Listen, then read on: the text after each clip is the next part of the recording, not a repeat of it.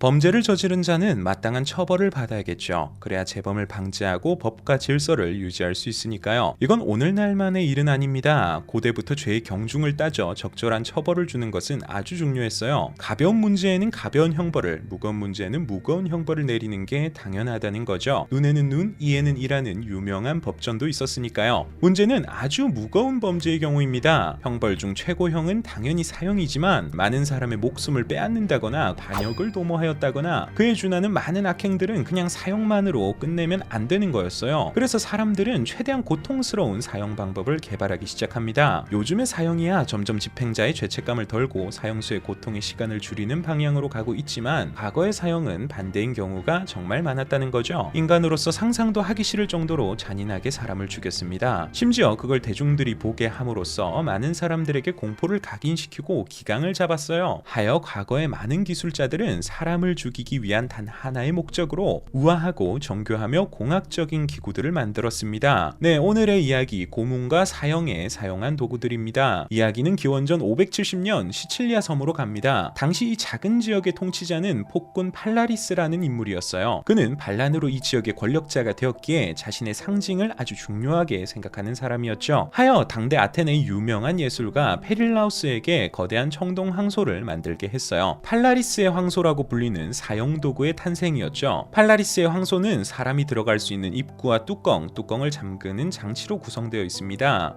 안쪽에는 바깥 공기와 연결된 긴 관이 있고요. 이 장치를 이용해 처형을 시작하면 안에 들어간 사람은 산채로 구워지면서 비명을 지르게 됩니다. 하지만 이 처절한 사형수의 절규는 황소가 울부짖는 소리로 울리게 되는 거죠. 팔라리스는 이 황소의 음악 소리를 듣는 것을 즐겼다고 합니다. 사람들을 초대해 연회를 열고 안 속에 사람이 익어가는 냄새를 향초와 함께 좋은 향기로 바꿨다고 하죠. 여담으로 여기서 재밌는 건 팔라리스의 황소의 첫 번째 희생자는 황소를 제작한 예술가인 페릴라우스였다고. 또 이걸 고안한 팔라리스마저 반란을 일으킨 텔레마쿠스에 의해 황소 안에서 익어 죽었다고 하네요. 놀랍게도 이 끔찍한 황소의 기술은 오늘날에도 지속되고 있습니다. 황소의 절규를 관악기라는 정교한 음악으로 만들어낸 것이죠. 요즘 우리가 듣는 클래식이나 재즈 같은 음악들, 알고 보면 억울하게 죽은 예술가 페릴라우스의 깊은 절규일지도 모르겠네요. 다음 사용 도구는 바퀴입니다. 대규모 물자 수송을 가능하게 한 인류 최고의 발명품 바퀴. 현대에도 그대로 존재하는 바로 그 바퀴 말입니다. 이 바퀴가 사용 도구로서는 로마 제국 초기에 사용한 것으로 추측되고 있는데요. 그냥 바퀴로 사람을 죽인 게 아니라 두 개의 커다란 바퀴를 연결해서 원통형으로 만들어 그 뒤에 사람을 묶어놓고 내리막길에서 굴려 죽였어요. 인간은 본능적으로 방어 자세를 취할 때 앞으로 웅크리잖아요. 하지만 로마인들은 바퀴를 굴릴 때 180도 바꾼 형태로 사람을 묶었습니다. 즉 인간이 가장 취약한 자세를 갖도록 했었죠. 얼굴, 갈비뼈, 복부 등 치명적인 부분이 바깥에 노출되게 말이에요. 이 바퀴가 치명적인 이유는 또 있습니다. 바퀴 자체로만 보면 무게중심이 균일하기 때문에 등가속 운동을 하게 되는데 여기에 사람을 바깥에 묶어두게 되면 무게중심이 사람 쪽으로 쓸리게 돼요. 즉 사람이 내려가는 순간에 더 빠르게 구르게 되죠. 그렇게 사형수가 맞닥뜨리는 최고 속도는 얼굴이 지면에 충돌하기 직전이 되었습니다. 한 바퀴 회전하는 도중 가장 빠른 속도일 때 그 충격을 온전히 얼굴로 받게 되는 거죠. 얼굴 중에서도 가장 통증이 심하고 취약한 부분은 코뼈 부분인데요. 이곳에 충격이 집중적으로 전달된 거라고요. 굴러가는 사형수는 지면과의 충격으로 이 코뼈가 부러졌고 부러진 코뼈는 두개골을 뚫어버렸대요. 전문가들은 보통 3바퀴 정도 굴렀을 때 사형수가 충격에 정신을 잃었을 것이라고 하고 몇 바퀴 더 구르면 장기가 파열되어 사망에 이를 것이라고 말했습니다.